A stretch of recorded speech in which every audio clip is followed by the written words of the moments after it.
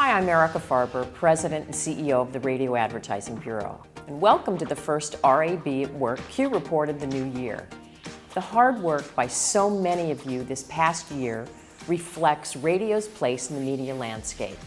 Our listenership continues to be strong.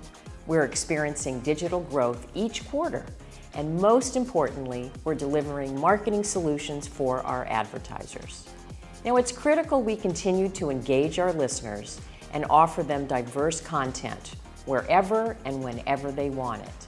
And as important, we need to provide the advertisers with the many compelling reasons about why investing radio will lead them to more customer sales and brand awareness.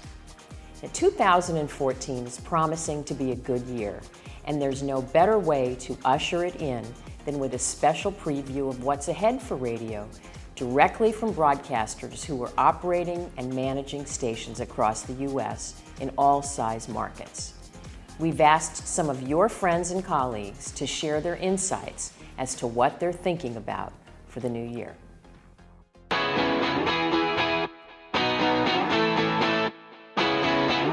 What is your forecast for 2014?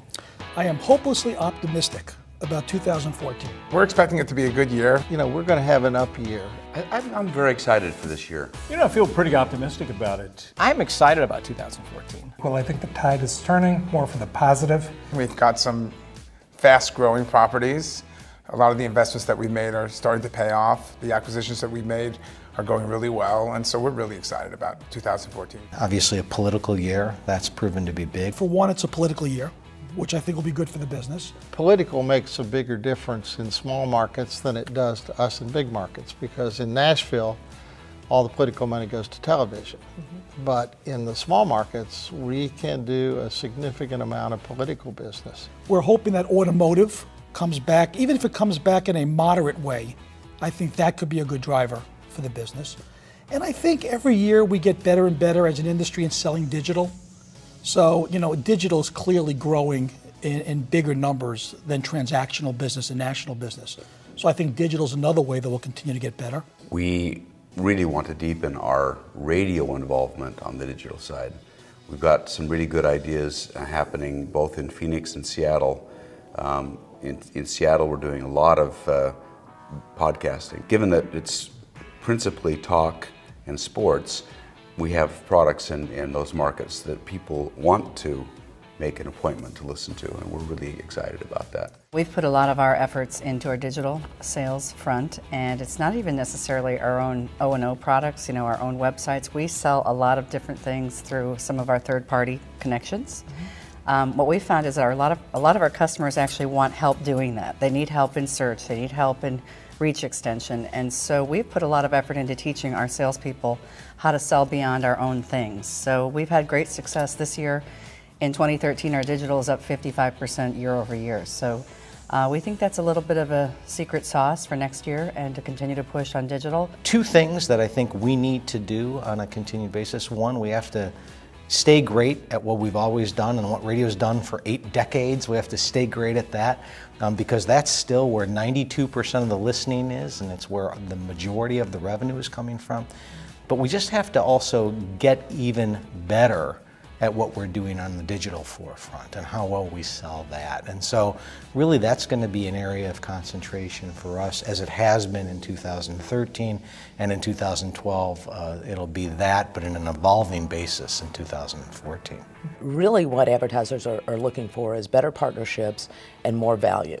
And if you think about it, we have an opportunity to get on the front of the conversation instead of always, jumping in the middle of it. And in the middle of it, I mean, by the time, hey, we've decided to buy radio, this is how many points we're going to buy, this is what we're willing to pay. But in the beginning of the conversation, we can partner with them on concepts, multiple platforms, developing content, maybe even being part of something. I love the fact that all groups in the country are now talking about local. There seems to be this reemergence of the power of local broadcast and what that means in markets large and markets small. I think we're all learning that local does not have to be originated locally to be compelling, but it has to be important locally to be compelling. So I think we're finding a way to blend the technology with the interaction with the local community. Maybe you blend some voice tracking, or maybe you have a allocated resource that could go to a news department now instead of a midday person in the studio. But it's finding whatever the right balance is that meets the needs of your community and furthers your brand and keeps that connection very strong. And then the importance of monetizing that programming effort. You have to monetize it.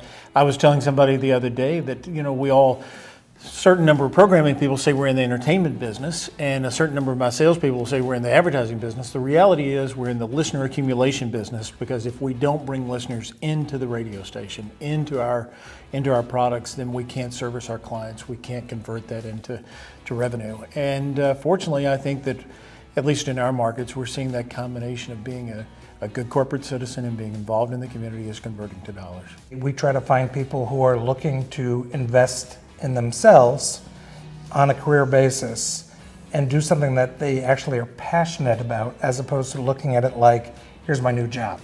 I think what we're getting better at is specialty selling. So in other words, hiring digital specialists to sell digital, hiring NTR specialists to sell non-traditional revenue, and transactional people. Of course, a large percentage of the business continues to come from large agencies and is transactional, but we know how to do that. We've always known how to do that as an agency.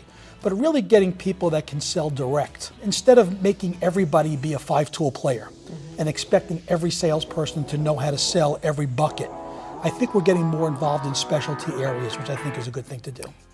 These are exciting times, and while we know it's a challenging economic environment, radio is a thriving medium. Now be proud of the work you do every day, and we hope you found inspiration in what you heard today.